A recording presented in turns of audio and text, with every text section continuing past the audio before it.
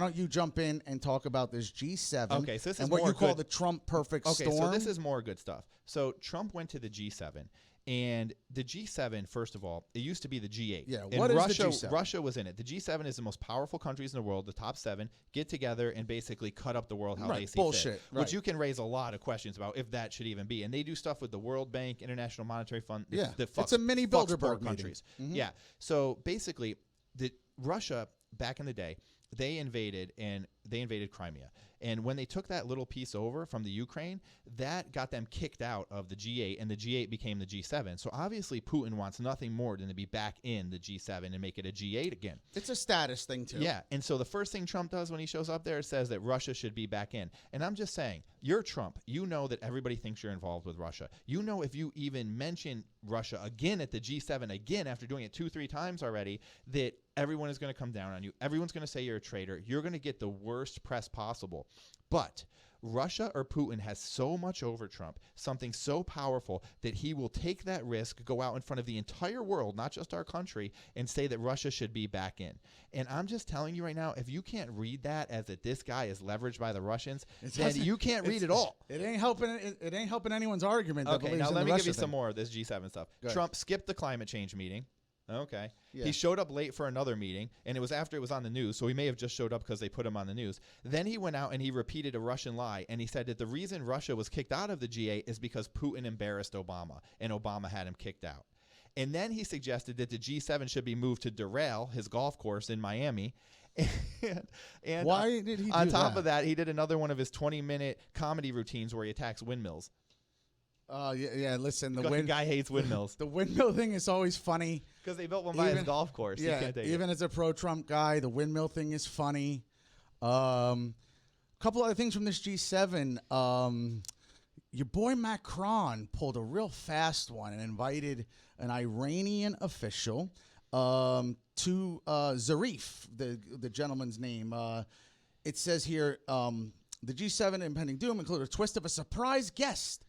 Iranian president may not be on course to actually meet. So Macron brought this guy to kind of like have Iran have a representation here. It was his guest. I guess he was allowed to do that. And it actually created a little bit of a Trump softer approach to Iran where they may sit down and talk.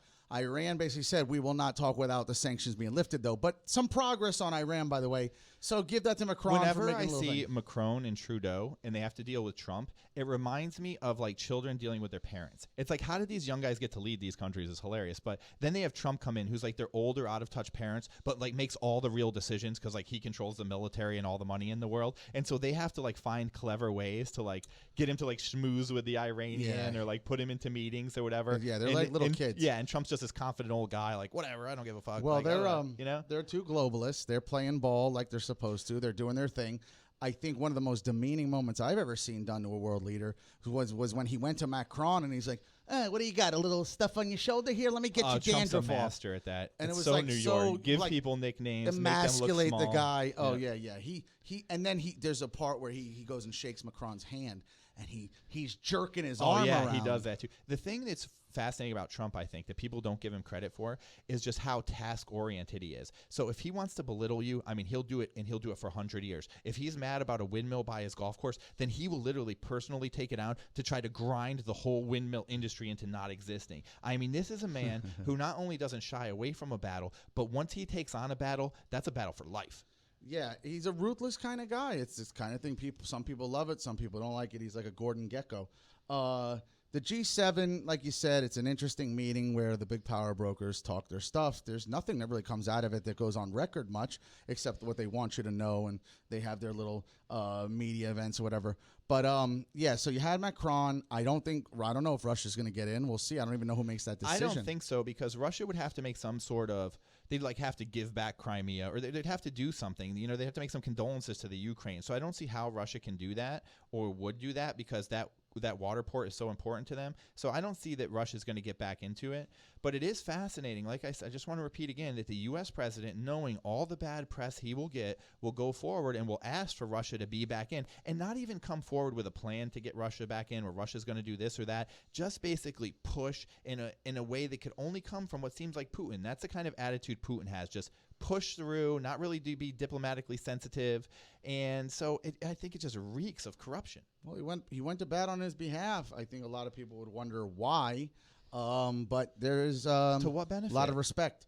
He probably feels he should be there. Here's an interesting side note that just came out, too. New York Times reporting that from the G7, the leaders amassed $22 million to help Brazil combat the fires in the Amazon rainforest. And Brazil rejected the offer, telling them to mind their own business, and then laid out potential terms for aid's acceptance.